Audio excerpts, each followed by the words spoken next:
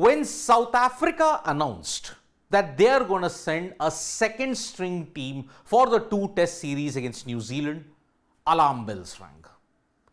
Test cricket was now seriously being pushed to the backdrop because of the proliferation of T20 leagues all over the globe. SA20, IL20, BPL, IPL, BBL, PSL, you name it, every T20 league in the world now occupies a prominent spot in the calendar.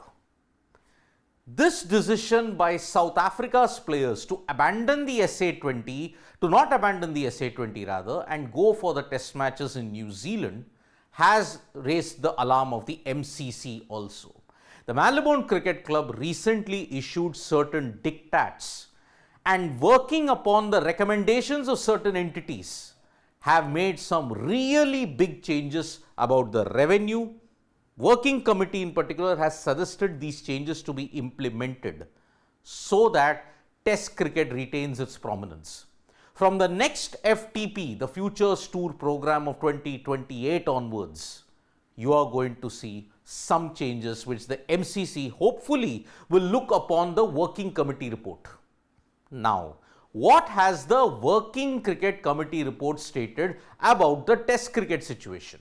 One, over hosting, the other, the over reliance on India, and third, FTP changes. So the first major thing that we would like to say in this is, from FTP 2028, no 1-off or 2 test series. Minimum of 3 tests per series has to be played. So in the entire FTP, if you look at it, barring Australia, India, England, they play 5, 4 or 3 test series against the opponents. No longer. Everybody will have to play a minimum of a 3 test series. So all those 2 test series that have been going on in the WTC cycles from 2019 to 21, 21 to 23, 23 to 25, 25 to 27, all that will be eliminated. 3 test series is a minimum. Concerns over the future of tests which has been raised from the likes of Clive Lloyd, Rohit Sharma, the Indian captain, and also the Cricket Australia board. Everybody has stated that this is just not done. Because T20 leagues get in more money, the sanctity of test cricket is now been pushed to the backdrop. You will argue that the big 3 argument, Australia, England and India, always monopolize it. That is why the remainder of the teams like New Zealand, South Africa, Sri Lanka, Pakistan, South Africa remain on the fringes. But now the WCC has kind of given an indication of what is the status of test cricket, especially over revenue. Now, in the past, if you have looked at test cricket hosting, it's on a quid pro quo basis. That means the visiting team will have to bear most of the costs. Traveling, accommodation and every single thing. India can do it, Australia can do it, England can do it, perhaps Cricket South Africa, New Zealand cricket, Pakistan cricket board, Sri Lanka cricket, they can't afford it. So, what is the suggestion over the revenue that the BCC, that the ICC, the WCC and the MCC are planning at this point? Being aware of the game's global economics being heavily imbalanced and detrimental to touring teams, all the revenue that has been generated is retained by the host body. So, if New Zealand hosts South Africa, whatever is the revenue that is generated, the hosts take it. The visitors will have to take care of the boarding, of the accommodation, the flight travel, every single thing. They will only have to do it. And that often gives you a big hole in their coffers at this point.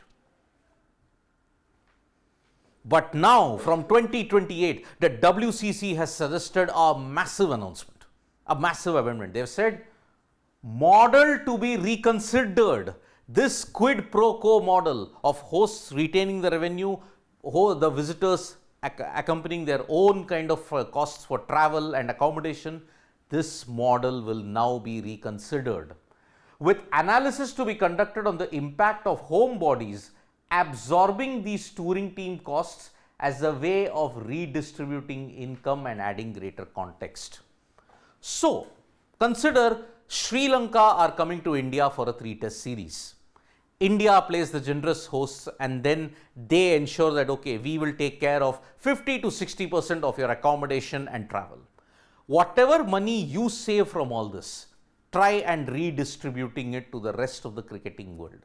In that way, the income is stable, the income can be distributed evenly, because 1-2 nations just occupy a majority of the pie, the others just don't get enough of it. That is why model to be reconsidered with analysis to be conducted on the impact of home bodies absorbing these tours.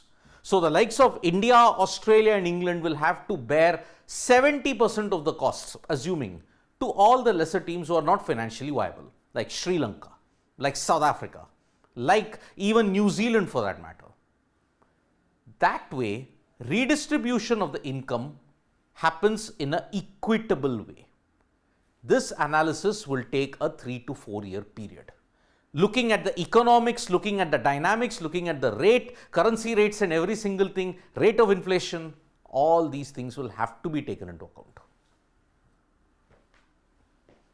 But from 2028 onwards, the MCC has kind of given a very radical suggestion that if you want your market to grow, you may have to end your heavy reliance on India, because they have stated reliance upon India belies the fact that the game needs to identify new markets to ensure its global growth.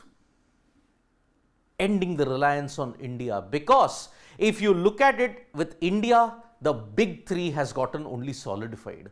Is the growth of cricket happening everywhere else as far as test cricket is concerned? Hardly. T20I cricket, 100 plus nations are playing. Olympics, T20Is will only be played. What about test cricket? That is the pinnacle. Now, if you want to identify a growing fast market, they have kind of circulated it on one, the USA. The USA has been touted as one of the fastest growing markets when you have to look at the growth of cricket. Why? USA is going to host the 2028 Olympics. USA is going to host the ICC T20 World Cup along with the West Indies in 24 and 28. And cricket is being pushed ahead in the Los Angeles Olympics as one of the major events. So, fastest growing along with IPL infiltration, where they have got several stadiums there, with the MLC also kicking off, perhaps the USA is your fastest growing market, and that's where, with USA being the economic powerhouse in the world, perhaps that's where cricket can then get a boost. This current situation is because of what has happened in South Africa and New Zealand. The media rights situation at this point is also an indication that yes, with India driving that growth, you will have to ensure that there is an equitable distribution. So the basic premise of the WCC is ensure that the home bodies, whoever hosts them, the big three, centered on the big three, they get a chance to ensure they take 70 to 80%, they bear the costs of the teams that do not have a good financial situation. So maybe it is a way to ensuring there is equitable income in cricket.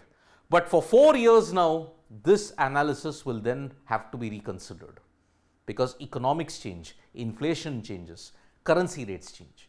We hope Test cricket does not get swamped by the tsunami of the T20 leagues, because if that happens, cricket will indeed lose the ultimate pinnacle of the format, which is Test cricket. Thank you so much, folks, for joining us for this video. We'll be back with more updates on sports today. Tap that bell icon so that when we go live, and don't forget, we're on Facebook, Twitter and Instagram as well. Bye-bye.